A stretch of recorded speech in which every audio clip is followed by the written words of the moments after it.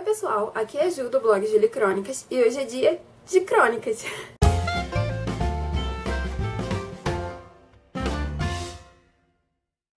Pra quem não sabe, é na série Crônicas onde eu compartilho um pouco da minha leitura bíblica e do que Deus tem falado um pouco comigo. E hoje eu queria falar um pouco mais sobre o que é amar ao próximo como a você mesmo. E a passagem de referência está no primeiro livro de Samuel, o capítulo 18, os versículos 1, 3 e 12, e depois no capítulo 20, o versículo 17.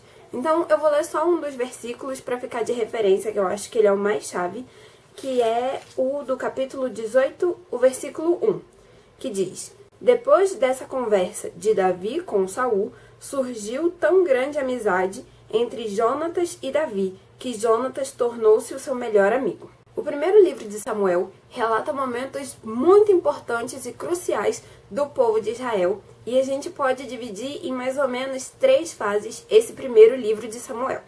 A primeira fase conta a história do profeta Samuel e de como ele se tornou profeta e juiz do povo. A segunda parte do livro conta sobre a transição da liderança política de Samuel para Saul, tendo sido escolhido o primeiro rei de Israel, e para quem é aluno da EBD, sabe que essa transição não foi muito boa. Afinal, o povo queria ser como as outras nações que cercavam eles, e a gente sabe que Israel foi separado para ser um povo diferente deles. E a terceira parte do livro conta sobre a convivência de Davi com Saul, e o segundo livro de Samuel conta sobre o reinado de Davi. Mais especificamente, nos capítulos 18, 19 e 20 desse primeiro livro de Samuel, o autor conta sobre como foi a relação de Davi com a família real, e é nesse ponto que entra o assunto sobre amizade e inimizade, e eu acho que essa passagem seja uma ótima ilustração para o que a gente lê em João 3, 16 e 17, que diz assim: Porque Deus tanto amou o mundo que deu seu Filho unigênito, para que todo o que nele crer não pereça, mas tenha vida eterna. Pois Deus enviou o seu Filho ao mundo, não para condenar o mundo, mas para que este fosse salvo por meio dele. Então, vamos olhar essa história com um pouco mais de detalhe. O primeiro ponto é: quem era Jonatas? Jonatas era o filho do rei Saul, mas ele não era só o filho do rei Saul, ele era o primogênito, o primeiro filho, ou seja, por lei e por direito, Jonatas deveria ser o próximo rei de Israel. Mas o que acontece é que quando ele conhece Davi, a alma dele se liga de uma forma muito forte e eles se tornam melhores amigos instantaneamente. E isso acontece porque o Espírito de Deus estava com Davi, assim como a gente pode confirmar no capítulo 18, o versículo 12, que diz: Saul tinha medo de Davi, porque o Senhor o havia abandonado e agora estava com Davi.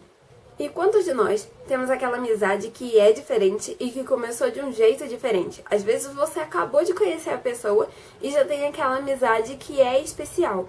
E é assim que acontece quando você tem um verdadeiro encontro com Deus, porque Deus é amor. E o Espírito dele que está em você testifica disso e acontece uma identificação instantânea, ainda que mais tarde algumas pessoas tentem correr dessa identificação. O segundo ponto é: quem era Davi? Se a gente for levar em consideração aquele tempo, a gente vai ver que Davi, por ser o filho mais novo, fazia trabalhos que os irmãos mais velhos dele não faziam. Ele era tão deixado de lado que quando Samuel foi na casa dele para ungir o novo rei de Israel, o pai mandou chamar todos os filhos mais velhos, e só quando chegou no final, que Samuel perguntou se não tinha mais nenhum, ele disse: tem mais um que tá lá no campo cuidando das ovelhas. E era ele. E aí a gente vê que ele era bem deixado de lado, mas ainda assim, o melhor amigo dele foi o príncipe de Israel. A nossa sociedade atual tem colocado muita pressão em cima dos jovens. São muitos comentários do tipo: na sua idade, eu já fazia isso. Na sua idade, eu já tinha feito aquilo. Você não vai fazer isso? Você não vai ser assim? Você devia fazer aquilo. É o tempo todo, de todos os lados, o mesmo tipo de comentário te pressionando e te forçando a tomar algum tipo de decisão. E às vezes a nossa única válvula de escape é um amigo que vem nos dar aquele refrigério, aquele tempo de descanso de toda essa pressão. E na maioria das vezes, esse amigo consegue ser ainda mais pobre do que você. Ele não tem grana nem pra comprar uma balinha sete belo pra ti.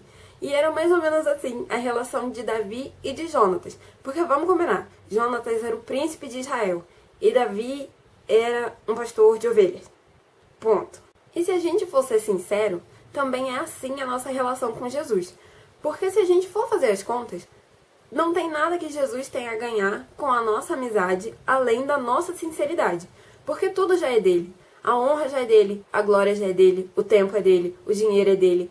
Tudo já é dele. E ainda assim, ele não força que a gente se aproxime dele. Ele espera que a gente faça isso de espontânea vontade e com sinceridade. E é essa sinceridade que faz essa amizade ser tão valiosa. Afinal, ninguém quer um amigo falso, né? Pode até ser pobre, mas falso não. No terceiro ponto, no capítulo 20, dos versículos de 11 a 43, fala sobre o pacto de Jonatas com Davi, onde ele se compromete pela segurança de Davi, avisando a ele caso Saul queira realmente matar Davi, e também faz um pedido pela descendência dele, para que Davi cuide dos filhos dele caso ele não sobreviva. Mas principalmente no versículo 13 desse capítulo 20, Jonatas fala uma coisa muito importante. Diz assim: "E se meu pai quiser fazer algum mal a você, que o Senhor me castigue com todo o rigor, se eu não o informar disso e não deixá-lo ir em segurança."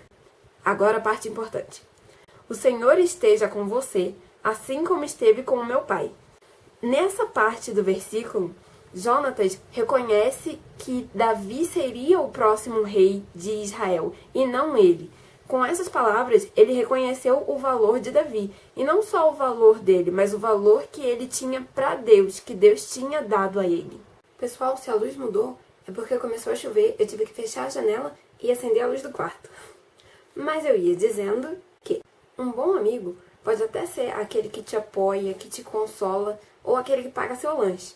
Mas o melhor amigo é aquele que não deixa de interceder por você e de se preocupar com você e com sua segurança espiritual, física e emocional. Ele tá lá sempre com você, lutando as suas lutas, e ele entrega seus problemas para o único que é capaz de resolver. E assim é a nossa amizade com Jesus. Ou deveria ser, na teoria. Jesus tomou o seu lugar para que você não seja dominado por pressões, ansiedades ou pelo pecado, mas que você tenha 100% de alegria na presença dele, na amizade dele. Ele te ama tanto que ele intercede diretamente a Deus por você. E te ama tanto que você não precisa fazer nada para receber esse amor. Você só precisa retribuir de forma sincera, estar entregue de coração de verdade. Então, para terminar, eu só queria que a gente refletisse, vocês assim como eu, que quando a gente passasse de novo pelos versículos de João 3, 16 e 17, a gente tivesse em mente que isso quer dizer amar ao próximo como a você mesmo, ter essa amizade de sinceridade, de valor. Eu precisei mudar de câmera porque a outra começou a dar problema demais. Mas eu só queria dizer que é isso, pessoal. Eu espero que vocês tenham gostado do vídeo de hoje, do que eu pude compartilhar com vocês. E não deixem de acompanhar o blog nas redes sociais, principalmente no Instagram, porque é lá que eu tô com mais frequência. E eu vejo vocês nos próximos vídeos.